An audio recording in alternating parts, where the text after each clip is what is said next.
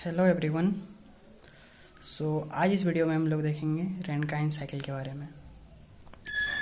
ठीक है, तो हम दो टाइप के साइकिल्स होते हैं। एक होते हैं गैस पावर साइकिल और एक होते हैं vapour power cycle. Gas power cycle में हम लोग गैसेस को एज अ मीडियम यूज़ करते हैं और वेपर पावर साइकिल में हम लोग वेपर को एज अ मीडियम यूज़ करते हैं। तो गैस पावर साइकिल में हमको सिर्फ गैसेस ही यूज़ करते हैं, उसमें कंबस्शन कराते हैं और उससे हम लोग को पावर मिल जाता है। उस पावर को या तो हम लोग बाइक्स, कार, व्हीकल्स को रन कराने के लिए यूज़ करते हैं या फिर उस पावर का यूज़ हम लोग इलेक्ट्रिसिटी जनरेट करने के लिए करते हैं। लेकिन वेपर पावर साइकिल में हम लोग जो पावर डेवलप करते हैं उसको इलेक्ट्रिसिटी जनरेट करने के लिए करते हैं, जो कि हम लोग के घर में जो इलेक्ट्रिसिटी सप्लाई होता है वो किसी स्टीम पावर प्लांट या फिर थर्मल पावर प्लांट से ही सप्लाई होता है या फिर हाइड्रो इलेक्ट्रिक पावर प्लांट से सप्लाई होता है। हाइड्रो इलेक्ट्रिक पावर प्लांट में वाटर को सीधे यूज़ करते हैं हम लोग किसी हाइट से गिरा के, लेकिन स्टीम पावर प्लांट में हम लोग को स्टीम यूज़ करना पड़ता है, जो कि एक साइकिल पे काम करता है और वो साइकिल होता है रैनकाइन साइकिल। ठीक है, तो रैनकाइन साइकिल के बारे में जानते हैं। तो रैनकाइन साइकिल में 4 कंपोनेंट्स हैं। एक है boiler, turbine, condenser, feed pump. इस सब के भी अलावे बहुत सारे कंपोनेंट्स होते हैं, लेकिन मेन कंपोनेंट्स जो है ये 4 ही होते हैं। यही मतलब कि हम लोग को वर्क प्रोवाइड करते हैं चार कंपोनेंट्स मिलके। तो शुरू से देखते हैं हम लोग। ये क्या है? बॉयलर। बॉयलर में क्या होता है? स्टीम जनरेट होता है, मतलब कि वाटर जो होता है हम लोग जो सिंपली देखते हैं उसको हम लोग स्टीम में कन्वर्ट करते हैं। आपने देखा होगा घर में खाना पकते हुए, तो जब चावल को उबालते हैं तो उसको किसी बर्तन से ढक देते हैं, तो वहाँ पे देखते हैं कि स्टीम जो होता है, वेपर, वाष्प जिसको कहते हैं हम लोग, वो निकलते रहता है, उसी को स्टीम कहते हैं। ठीक है, तो अगर हम लोग उस स्टीम को किसी बड़े कंटेनर में, बहुत ही बड़े कंटेनर में उसको वाटर को उबालते हैं तो क्या होगा? बहुत ही ज़्यादा प्रेशर और टेम्परेचर से वो वाटर स्टीम में कन्वर्ट होगा। मतलब कि वहाँ पे भी देखते हैं हम लोग बर्तन को, वो जो स्टीम कन्वर्ट होता है वो लिफ्ट कर देता है। सेम इतना ज़्यादा प्रेशर और टेम्परेचर हम लोग डेवलप करते हैं इस बॉयलर के अंदर कि उससे हम लोग कोई टरबाइन को रन करा सकते हैं। ठीक है, तो यहाँ पे क्या करते हैं हम लोग? हीट देते हैं। ठीक है, हीट देते हैं। हीट किसके जरिए देते हैं? या तो हम लोग कोयला को जलाते हैं या फिर कोई गैसेस को जलाते हैं और हम लोग स्टीम कन्वर्ट करते हैं। फिर वो स्टीम जो होता है वो उसको हम लोग टरबाइन के पास ले जाते हैं। ये है टरबाइन। तो यहाँ से बॉयलर से लेके टरबाइन तक पहुँचाने के लिए हम लोग पाइप्स का यूज़ करते हैं, जो कि हम लोग पूरी तरह से उसको इंसुलेट कर देते हैं। ठीक है, इंसुलेट कर देते हैं ताकि हम लोग का कोई हीट लॉस सराउंडिंग में ना हो। ठीक है, तो यहाँ पे हमने स्टीम जनरेट कर लिया। इसके पास बहुत ज़्यादा प्रेशर, टेम्परेचर और इंथैल्पी है। इंथैल्पी क्या होता है? उसमें टोटल हीट कंटेंट, मतलब कि उसमें कितना हीट एनर्जी वो कंटेन कर रहा है वो स्टीम। ठीक है, तो यहाँ पे हमने स्टीम जनरेट कर लिया जिसके पास H1 इंथैल्पी है। ठीक है, अब उसको हम लोग कहाँ पास कराएं? टरबाइन में पास कराएं। टरबाइन में क्या होता है ना, बहुत सारे रोटर ब्लेड्स रहते हैं। तो जैसे मैंने कहा कि जब हम बर्तन में खाना पकाते हैं और उसके ऊपर कोई बर्तन ढक देते हैं तो वो उसको लिफ्ट कर देता है, मतलब कि उसके पास प्रेशर और टेम्परेचर होता है। ठीक है, उस प्रेशर और टेम्परेचर से वो उस बर्तन को अगर लिफ्ट कर सकता है, तो यहाँ पे हमने बहुत ज़्यादा प्रेशर और टेम्परेचर डेवलप कराया है। वहाँ पे अगर उस बर्तन में 2 बार का प्रेशर होगा, यहाँ पे कम से कम 100 बार या 200 बार का प्रेशर होगा, तो उस प्रेशर से ये रोटर ब्लेड जो होता है टरबाइन में, उसको वो रोटेट करा देता है और यहाँ पे हम लोग को रोटेशन मिल गया, मतलब रोटेशनल एनर्जी मिल गया।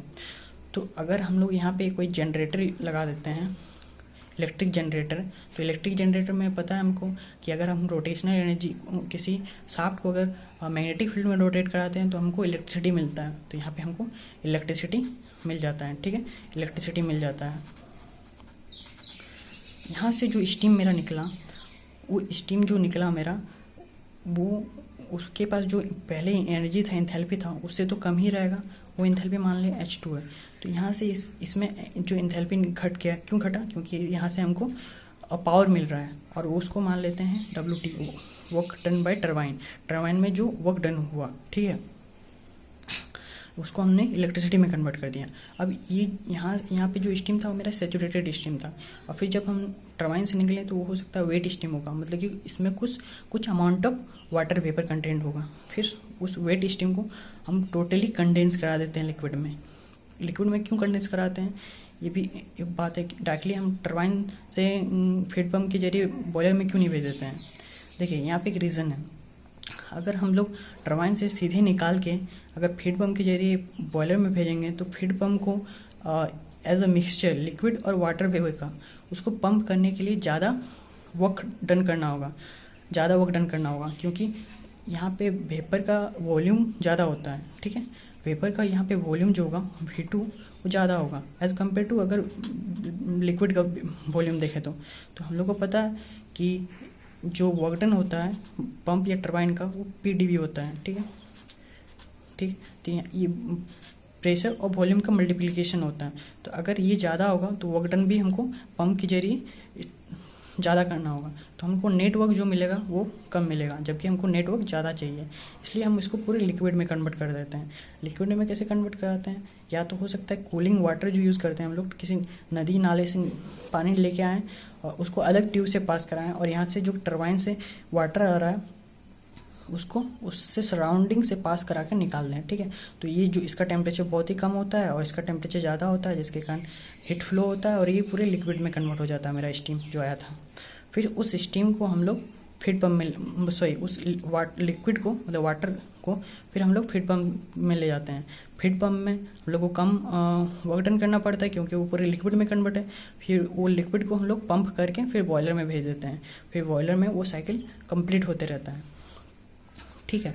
तो ये 4 कंपोनेंट्स था। बॉयलर में हम लोगों ने क्या किया, स्टीम को डेवलप किया फ्यूल का कंबस्टन करा के, फिर उसको पाइप्स के जरिए हमने टरबाइन में भेजा। टरबाइन में वर्कडन मिला हमको, उस वर्कडन का हम लोग यूज़ किए इलेक्ट्रिसिटी कन्वर्ट करने में। फिर वो जो स्टीम निकला मेरा टरबाइन से उसको हमने पूरा कंडेंस कर दिया लिक्विड में, ठीक। और उस लिक्विड को फिर पंप के जरिए फिर हमने बॉयलर में भेज दिया, ठीक है। तो ये साइकिल इस तरीके से कंप्लीट होते रहता है और इससे हम लोग को नेट वर्क क्या मिलता है, इलेक्ट्रिसिटी मिलता है, ठीक है। तो हम लोग देखते हैं कि अगर हम लोग को हर एक कंपोनेंट के लिए उसका, जैसे बॉयलर में हमने क्या किया, हीट सप्लाई किया, तो कितना हीट सप्लाई किया अगर वो निकालना है, या फिर टरबाइन में हमने क्या किया, हम लोग को वर्क डन मिला तो वो कितना वर्क डन मिला अगर वो निकालना है, या फिर कंडेंसर में हमने क्या किया, हीट को रिजेक्ट किया, कितना हीट रिजेक्ट किया वो अगर अमाउंट निकालना है, या फिर फीड पंप में हमने वर्क दिया तो वो कितना वर्क दिया अगर उसको निकालना है इन टर्म्स ऑफ एंथैल्पी तो कैसे निकालेंगे। जैसे हमने यहाँ देखा, यहाँ पे हमने हीट एनर्जी दिया किस बॉयलर में ताकि स्टीम में कन्वर्ट हो जाए। तो वो जो हीट टोटल हीट कंटेंट किया उसको मान ली H1, ठीक है। उसके बाद टरबाइन से एक्सपेंसिंग कराने के बाद वो एंथैल्पी जो बचा उसके पास वो H2 है, ठीक। फिर उसके बाद कंडेंसर में हमने क्या किया, हीट रिजेक्ट किया, इसको Q2 मान लेते हैं, इक्वल टू Q आउटपुट, मतलब Q आउटलेट रिजेक्ट हुआ, या फिर Q रिजेक्ट भी लिख सकते हैं, ठीक। रिजेक्ट, तो उसके बाद जो हीट एंथैल्पी बचा वो H3 है, ठीक है। उसके बाद हमने फीड पंप से उसको पंप किया तो उसमें कुछ वर्क डन किए तो इसका एंथैल्पी थोड़ा बढ़ जाएगा H4, ठीक है। तो अगर बॉयलर का हमको निकालना है, बॉयलर में हमने कितना हीट ऐड किया, ये Q1 है, तो Q1 इक्वल टू लिख सकते हैं हम लोग, Q1 equal to H1 minus H4, मतलब कि H4 उसके पास एंथैल्पी था और उसमें कितना हम लोग वर्क डन किए, तो H4 plus Q1 equal to H1 हो सकता है, मतलब कि इतना एंथैल्पी था, इसमें इतना हीट ऐड किए तो इतना बन गया, ठीक है। तो Q1 इक्वल टू क्या हो जाएगा, H1 माइनस H4, ठीक। अब इसमें देखते हैं टरबाइन में पहले कितना एंथैल्पी था H1, मतलब कि इतना है और उसमें से इतना एक्सट्रैक्ट कर लिए तो कितना बचा H2, तो W2 इक्वल टू लिख सकते हैं H1 माइनस H2, ठीक। अब इसमें क्या हुआ, इसमें से इतना हीट था पहले और उसमें से Q2 अमाउंट ऑफ रिजेक्ट करा दिए तो बचा कितना H3, तो Q2 इक्वल टू हो जाएगा H2 माइनस H3, ठीक। अब इसमें हमने क्या दिया, पंप को वर्क दिया, ठीक। तो WP इक्वल टू लिख सकते हैं, इसमें से कम एंथैल्पी था और उसमें हमने बढ़ा दिया, मतलब कि वर्क डन किया इसमें, तो इक्वल हो जाएगा H4 माइनस H3, ठीक है। ये था, इस तरीके से हम हर एक कंपोनेंट का एंथैल्पी निकाल सकते हैं। So thanks for watching this video and share this video if you like. Thanks.